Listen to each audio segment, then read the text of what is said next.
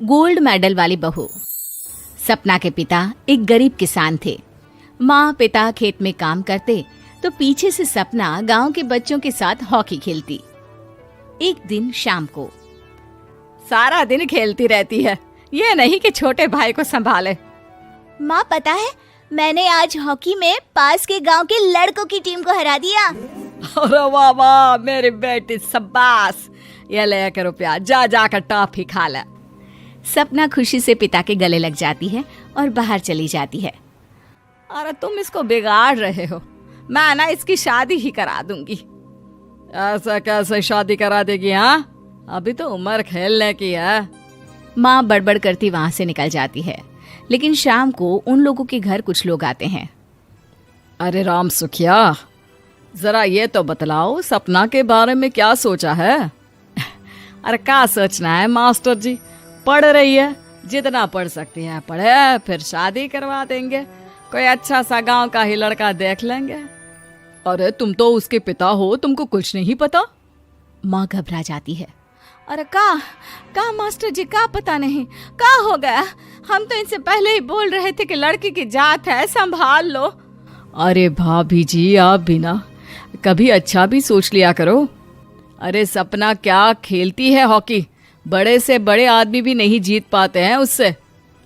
कल गांव में एक टीम आ रही है, लड़कियों की हॉकी खेलने उसे भेज देना, वहां शायद कुछ बात बन जाए। अरे ना ना मास्टर जी, कोई खेल वेल नहीं करवाना हम लोगों को, वो भी शहर के लोगों के साथ तो बिल्कुल भी ना। शहर के लोगों को ना कोई भरोसा नहीं होता मास्टर जी।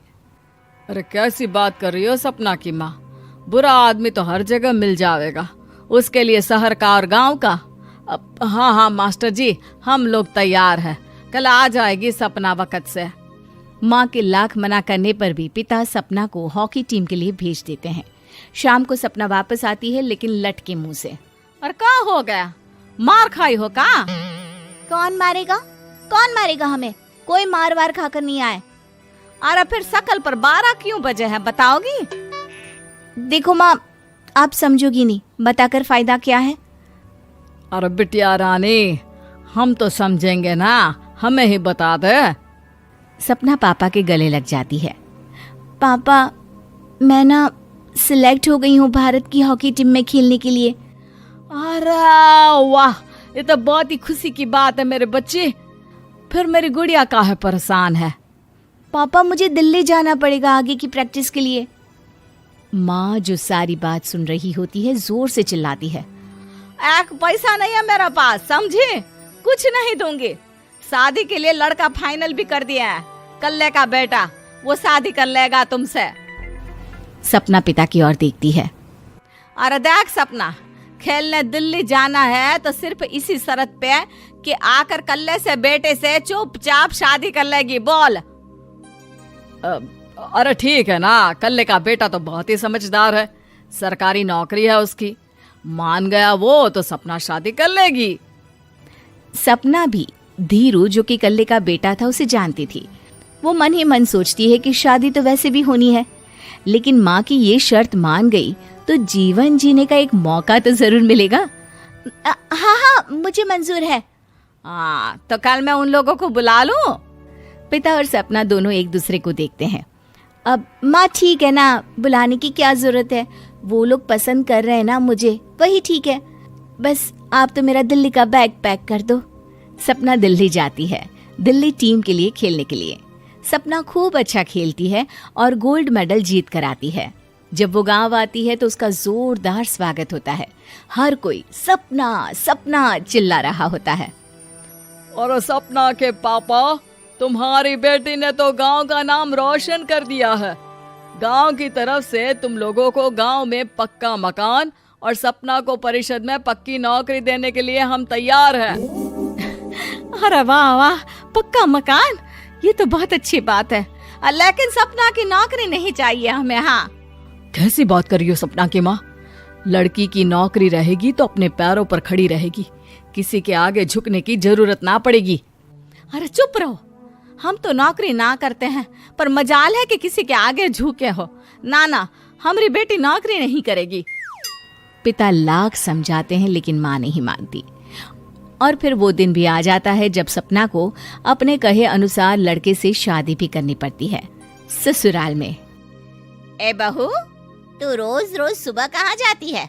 घर का सारा काम निपटा कर कहाँ भागती है? माँ का घर तो पास ही है, वहीं निकल जाती है क्या? नहीं माँ जी, मैं हॉकी खेलने जाती हूँ, मुझे खेलना पसंद है। खेलना पसंद है? अरे कैसी बात कर रही है बहू, शादी के बाद तो कोई लड़की खेलती फैलती नहीं है, वो घर का काम काज देखती है। सपना कुछ नहीं कहती।